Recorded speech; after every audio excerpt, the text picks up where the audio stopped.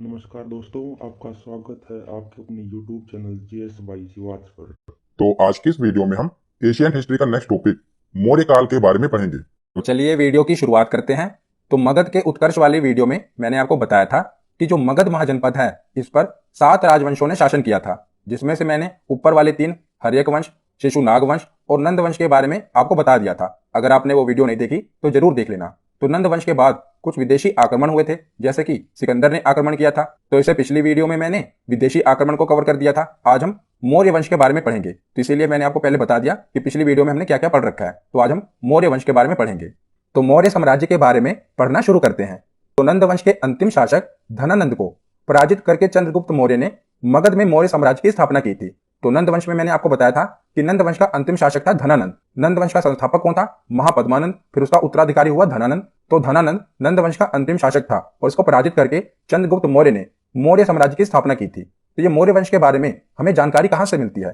तो मौर्य वंश के बारे में हमें निम्नलिखित स्रोतों से जानकारी मिलती है। पहला है साहित्यिक स्रोत और दूसरा है पुरातात्विक स्रोत। तो साहित्यिक स्रोत कौन कौन से हैं? जैसे कि अर्थशास्त्र, तो चाणक्य ने ही लिखी थी अर्थशास्त्र, यहां से हमें मौर्य साम्राज्य की जानकारी मिलती है। दूसरी पुस्तक है इंडिका। इंडिका किसने लिखा था? तो इसे मैगस्थनीज ने लिखा था। इससे भी हमें मौर्य काल के बारे में जानकारी मिलती है। तीसरी पुस्तक है मुद्रा राक्षस, जिसे विशाख दत्त ने लिखा था। इससे भी हमें मौर्य साम्राज्य के बारे में जानकारी मिलती है। और चौथा है जैन और बौद्ध ग्रंथ, इनसे भी हमें मौर्य साम्राज्य के बारे में जानकारी मिलती है। तो ये तो हैं कुछ साहित्यिक स्रोत। और दूसरे हैं पुरातात्विक स्रोत, जैसे कि अशोक ने अपने जीवन काल में कुछ शिलालेख बनवाए थे, वहां से भी हमें मौर्य साम्राज्य की जानकारी मिलती है। जैसे कि जूनागढ़ के अभिलेख और रुद्रदामन के अभिलेख, यहां से हमें मौर्य साम्राज्य की जानकारी मिलती है। तो ये तो स्रोत हैं जहां से हमें मौर्य साम्राज्य के बारे में जानकारी देखने को मिलती है। तो आगे अब हम देखते हैं कि जो मौर्य साम्राज्य था इसका विस्तार कहां तक था।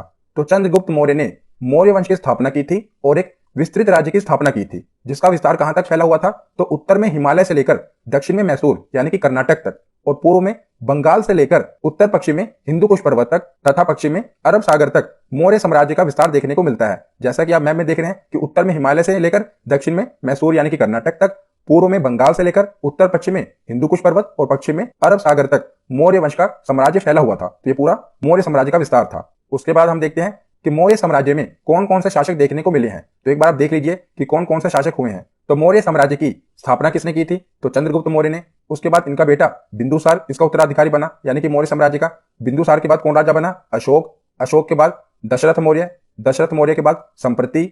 संप्रति के बाद शालिशुक। शालिशुक के बाद देववर्मन। देववर्मन के बाद शतधन्वन और शतधन्वन के बाद बृहद्रथ। तो क्या आपको ये सभी शासक याद रखने हैं? नहीं। तो आपको कौन कौन से शासक याद रखने हैं? सबसे पहले तो ये किसकी स्थापना किसने की थी, यानी कि मौर्य साम्राज्य का संस्थापक कौन था? तो चंद्रगुप्त मौर्य। तो पहले 3 शासक आपको याद होने चाहिए, चंद्रगुप्त मौर्य, बिंदुसार और अशोक। इन्हीं तीनों से प्रश्न बनता है। बाकी के जो शासक थे वो इतने योग्य नहीं थे। तो पहले 3 शासक आपको याद होने चाहिए। पहला है चंद्रगुप्त मौर्य, जिन्होंने मौर्य साम्राज्य की स्थापना की थी। उसके बाद है बिंदुसार, उसके बाद है अशोक। तो इन 3 ही शासकों से मौर्य साम्राज्य में प्रश्न बनते हैं। बाकी शासकों ने ऐसा कोई काम नहीं किया जिनसे प्रश्न बने। तो आपको इन 3 शासकों के बारे में पढ़ना है, चंद्रगुप्त मौर्य, बिंदुसार और अशोक। और आज हम इन तीनों शासकों के बारे में पढ़ेंगे। और लास्ट वाला शासक भी याद रख लेना, बृहद्रथ। यहां से मौर्य साम्राज्य खत्म हो गया था। तो स्थापना की थी चंद्रगुप्त मौर्य ने और आखिरी शासक था मौर्य साम्राज्य का। तो चलिए अब एक एक करके पढ़ना शुरू करते हैं। तो शुरुआत करते हैं चंद्रगुप्त मौर्य से। तो चंद्रगुप्त मौर्य मौर्य वंश के प्रथम शासक तथा संस्थापक थे। 322 ईसा पूर्व नंद वंश के शासक धनानंद को पराजित करके यह मगध के राजा बने और चाणक्य को चंद्रगुप्त ने अपना प्रधानमंत्री बनाया था, क्योंकि चाणक्य की सहायता से ही चंद्रगुप्त मौर्य ने धनानंद को पराजित किया था। तो चाणक्य को चंद्रगुप्त ने क्या बनाया था? अपना प्रधानमंत्री बनाया था। और चाणक्य को कौटिल्य और विष्णुगुप्त भी कहा जाता है। तो कई बार परीक्षा में पूछा गया है कि चाणक्य का अन्य नाम क्या है? तो कौटिल्य और विष्णुगुप्त भी चाणक्य को ही कहा जाता है। तो धनानंद को हराने के बाद चंद्रगुप्त मौर्य ने जो धनानंद की पुत्री थी दूरधरा, उसे विवाह कर लिया था। किसकी पुत्री थी? धनानंद की, जिसको चंद्रगुप्त मौर्य ने हराया और उसकी पुत्री से विवाह कर लिया। उसके बाद देखते हैं यूनानी लेखकों के द्वारा चंद्रगुप्त को दिए गए नाम।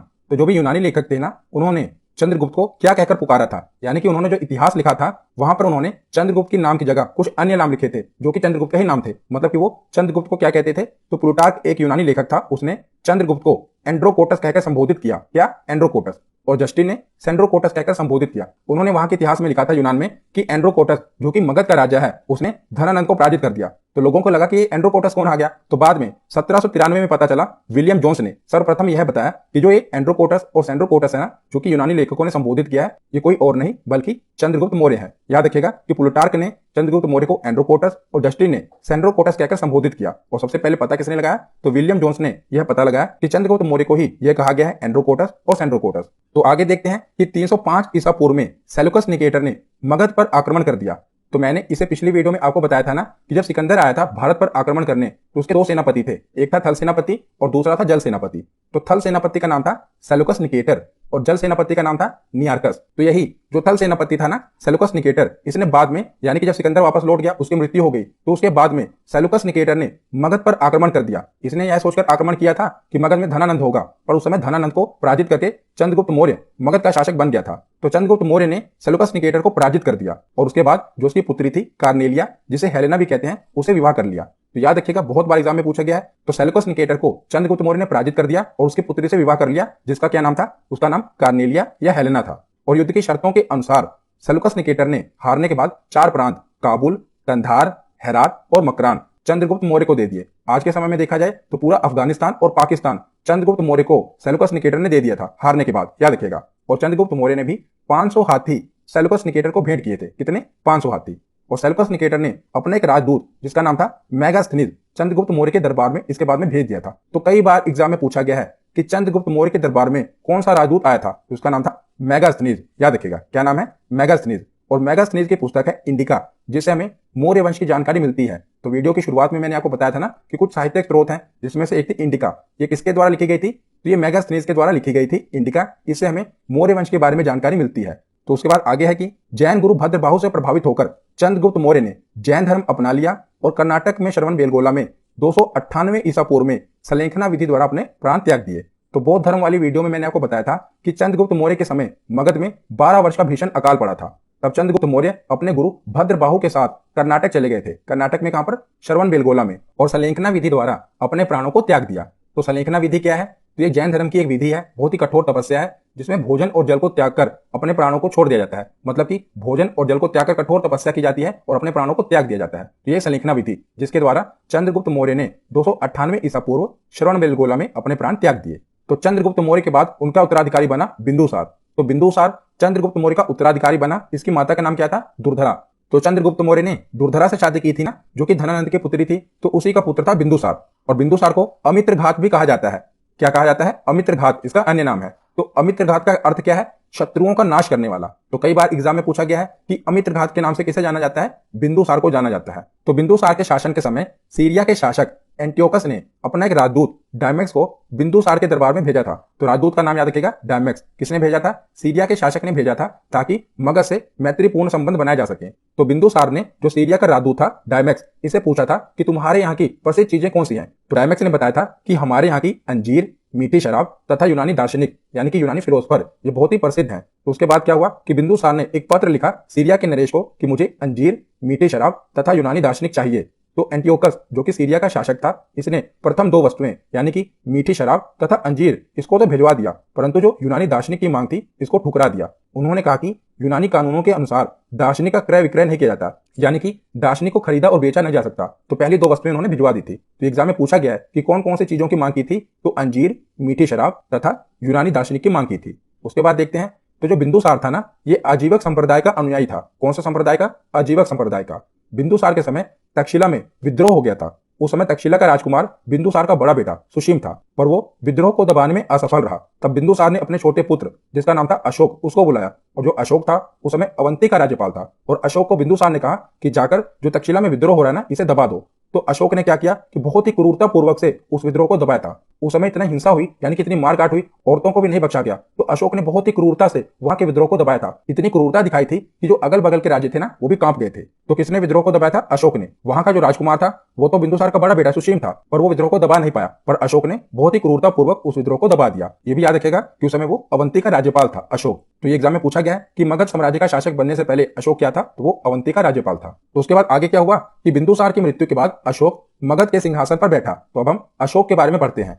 तो अशोक का जन्म 304 ईसा पूर्व में पाटलिपुत्र में हुआ था। और बौद्ध ग्रंथों के अनुसार अशोक ने राजा बनने के लिए अपने 99 भाइयों की हत्या कर दी थी। तो ये बौद्ध ग्रंथों से हमें पता चला है कि जो अशोक था इसने राजा बनने के लिए अपने 99 भाइयों की हत्या कर दी थी और 269 ईसा पूर्व में अशोक का राज्य अभिषेक हुआ। और अशोक की मां का नाम क्या था? तो अशोक की मां का नाम था सुभद्रांगी। ये एग्जाम में पूछा गया है कि इनकी मां का नाम क्या था? सुभद्रांगी। और राज्याभिषेक के 8वें वर्ष पश्चात यानी कि 261 ईसा पूर्व में अशोक ने कलिंग पर आक्रमण कर दिया था और कलिंग को जीत लिया था। और कलिंग में हुए भीषण नरसंहार को देखकर अशोक का हृदय परिवर्तित हो गया। तो इसने कलिंग को जीतने के लिए भी बहुत ही क्रूरता दिखाई थी। जो इसने तक्षशिला में क्रूरता पूर्वक विद्रोह को दबाया था ना, उससे भी कई गुना ज्यादा इसने कलिंग में क्रूरता दिखाई। वहां पर भी महिलाओं को भी नहीं बख्शा गया, आम जनता को भी नहीं बख्शा गया, मतलब कि बहुत ही मारकाट हुई। तो इतना भीषण नरसंहार देखकर जो अशोक का हृदय था वो परिवर्तित हो गया। अब इसने कहा कि मैं आगे युद्ध नहीं करूंगा। इसके बाद अशोक ने बौद्ध धर्म अपना लिया था। और बौद्ध धर्म की शिक्षा इसको किससे मिली थी? तो अशोक को बौद्ध धर्म की शिक्षा उपगुप्त ने दी थी। याद रखेगा, अशोक ने कौन सा धर्म अपना लिया था? बौद्ध धर्म। और इसके गुरु कौन बने थे? उपगुप्त। तो उसके बाद है कि अशोक का बौद्ध धर्म उसका व्यक्तिगत धर्म था। उसने कभी भी बौद्ध धर्म को राजकीय धर्म घोषित नहीं किया था। यानी कि अशोक ने बौद्ध धर्म तो अपना लिया था, परंतु इसने अपने प्रजा से कभी जबरदस्ती नहीं की कि आप भी बौद्ध धर्म को अपनाओ। मतलब ये इसने कभी भी अपना धर्म अपनी प्रजा पर नहीं थोपा। मतलब कि ये उसका व्यक्तिगत धर्म था। इसने ये नहीं किया कि इसने अगर बौद्ध धर्म अपना लिया तो अपने प्रजा को भी कह दिया कि आप भी बौद्ध धर्म को अपना लो। इसने इसे राजकीय धर्म घोषित नहीं किया था। और अशोक ने बौद्ध धर्म का प्रचार प्रसार करने के लिए अपने बेटे महेंद्र और अपनी बेटी संघमित्रा, नाम याद रखेगा, बेटे महेंद्र और बेटी संघमित्रा को श्रीलंका में भेजा था ताकि वहां पर जाकर वो बौद्ध धर्म का प्रचार प्रसार कर सकें। ये नाम काफी इंपॉर्टेंट है। इनके बेटे का नाम महेंद्र था और बेटी संघमित्रा। इनको भेजा गया था श्रीलंका में किसके लिए? बौद्ध धर्म के प्रचार प्रसार करने के लिए। और अशोक ने आजीवक संप्रदाय के लोगों के लिए गया में बराबर की पहाड़ियों में 4 गुफाओं का निर्माण करवाया था। तो इनके जो पिता थे कौन थे? बिंदुसार। वो किस संप्रदाय के अनुयायी थे? तो वो आजीवक संप्रदाय के अनुयायी थे ना। तो आजीवक संप्रदाय के लोगों के लिए इसने गया में बराबर की पहाड़ियों में 4 गुफाओं का निर्माण करवाया था।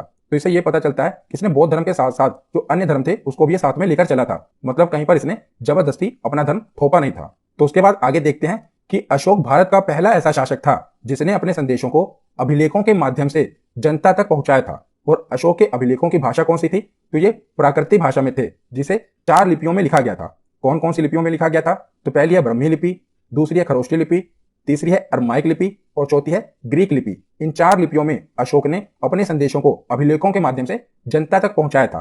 तो जो ब्रह्मी लिपि थी, इस लिपि के अभिलेख भारत में मिले हैं। और खरोष्टी लिपि के अभिलेख, तो खरोष्टी लिपि के अभिलेख पाकिस्तान में मिले हैं। तीसरी है अरमाइक लिपि, तो अरमाइक लिपि के अभिलेख अफगानिस्तान में मिले हैं। और ग्रीक लिपि के अभिलेख अफगानिस्तान के उत्तरी सीमा में मिले हैं। तो 4 लिपियां याद रखिएगा, ब्रह्मी लिपि, खरोष्टी लिपि, अरमाइक लिपि और ग्रीक लिपि। इन 4 लिपियों में अशोक ने अपने अभिलेखों का निर्माण करवाया था। तो जो ये खरोष्टी लिपि है ना, ये दूसरे नंबर वाली, ये दाएं से बाएं ओर लिखी जाती है। कई बार एग्जाम में ये पूछा गया है कि निम्नलिखित में से कौन सी लिपि दाएं से बाएं ओर लिखी जाती है। तो ये चारों लिपि दी होती है। तो इसमें से जो खरोष्टी लिपि है ये दाएं से बाएं ओर लिखी जाती थी।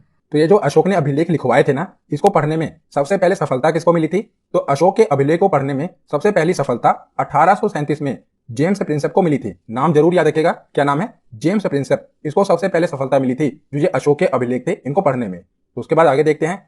तो अशोक ने अपने अधिकतर अभिलेखों में जो अपना नाम लिखवाया था वो लिखवाया था देव नाम प्रियदर्शी, जिसका अर्थ है देवताओं का पसंद। तो देव नाम प्रियदर्शी किसका नाम था? तो ये अशोक का नाम था। इसने जो शिलालेख लिखवाए थे ना कि मैं मगध का राजा देव नाम प्रियदर्शी, तो किसका नाम था? ये अशोक का नाम था। और कुछ अभिलेखों से हमें यह पता चला है कि अशोक उस समय मगध का सम्राट था। जैसे कि मध्य प्रदेश के गुर्जरा तथा कर्नाटक की मास्की अभिलेख, नेदर तथा उदेल गोलान अभिलेखों में अशोक का स्पष्ट नाम अशोक लिखा हुआ था। तो इन अभिलेखों में अशोक ने अपना स्पष्ट नाम लिखवाया था अशोक। और राजस्थान के भाबरू अभिलेख में अशोक ने खुद को मगध का सम्राट बताया था। किसमें? भाबरू अभिलेख में। उसके बाद देखते हैं अशोक की धम्म यात्रा। तो धम्म क्या है? तो अशोक ने लोगों को नैतिकता सिखाने के लिए जो नियम कानून की संहिता बनाई थी उसे ही धम्म कहते हैं। तो ये जो अशोक का धम्म था ये बौद्ध धर्म से प्रभावित था। अशोक का धम्म स्व नियंत्रण पर आधारित था। अशोक ने कहा था कि व्यक्ति अपने माता पिता की आज्ञा माने, व्यक्ति ब्राह्मण तथा भिक्षुक का आदर करें, व्यक्ति दास तथा सेवकों के प्रति उदार रहें, व्यक्ति को जियो और जीने दो का पालन करना चाहिए। तो लोगों को नैतिकता सिखाने के लिए कुछ नियम और कानून बनाए गए थे जिसे अशोक का धम्म कहा जाता है, याद रखिएगा। तो आगे देखते हैं अशोक के चतुर्दश अभिलेख।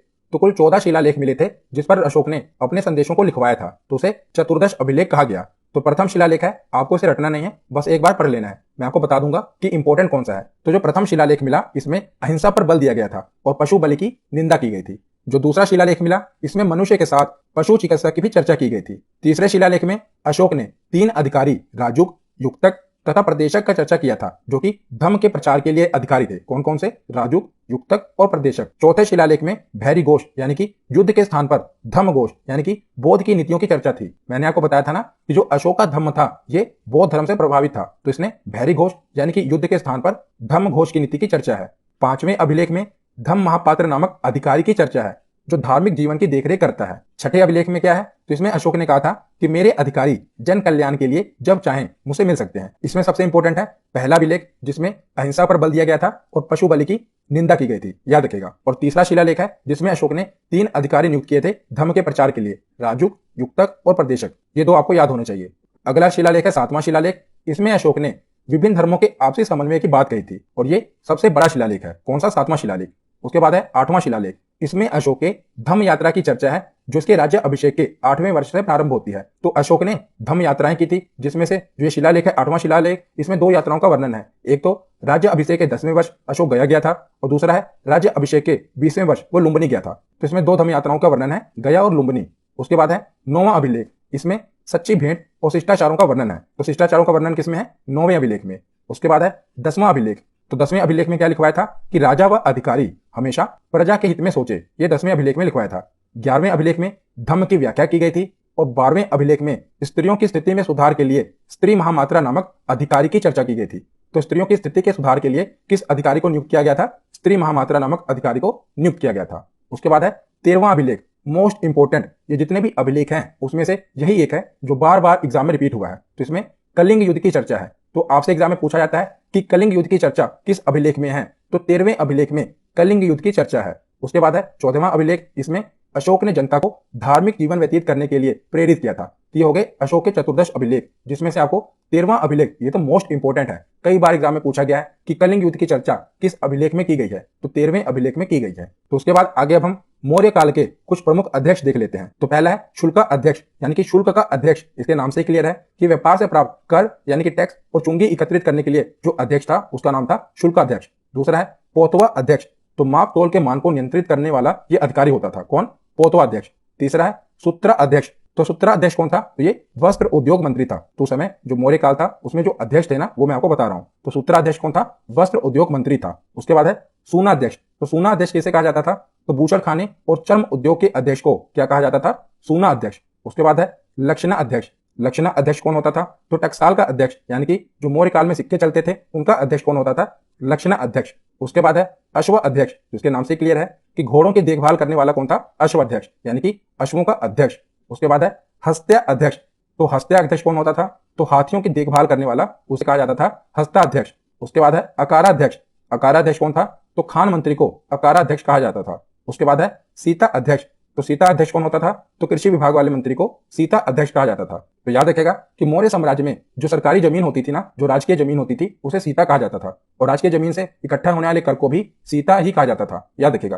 तो आगे अब हम मौर्यकालीन सैन्य व्यवस्था देख लेते हैं। तो यूनानी इतिहासकारों के अनुसार चंद्रगुप्त मौर्य के समय 6 लाख पैदल, 30,000 अश्वारोही यानी कि 30,000 घुड़सवार, 9,000 गज सेना यानी कि हाथियों की सेना और 8,000 रथ सेना थी। तो ये चंद्रगुप्त मौर्य के समय थी। और मेगास्थनीज के अनुसार सेना की देखरेख के लिए एक अलग विभाग था और इस विभाग में 30 सदस्य थे और जो उच्च अधिकारी होते थे उस समय उन्हें क्या कहा जाता था? तो उन्हें महामात्रा कहा जाता था। याद रखेगा कि मौर्यकालीन के समय जो उच्च अधिकारी होते थे, हाई पोस्ट पे होते थे, उन्हें महामात्रा कहा जाता था।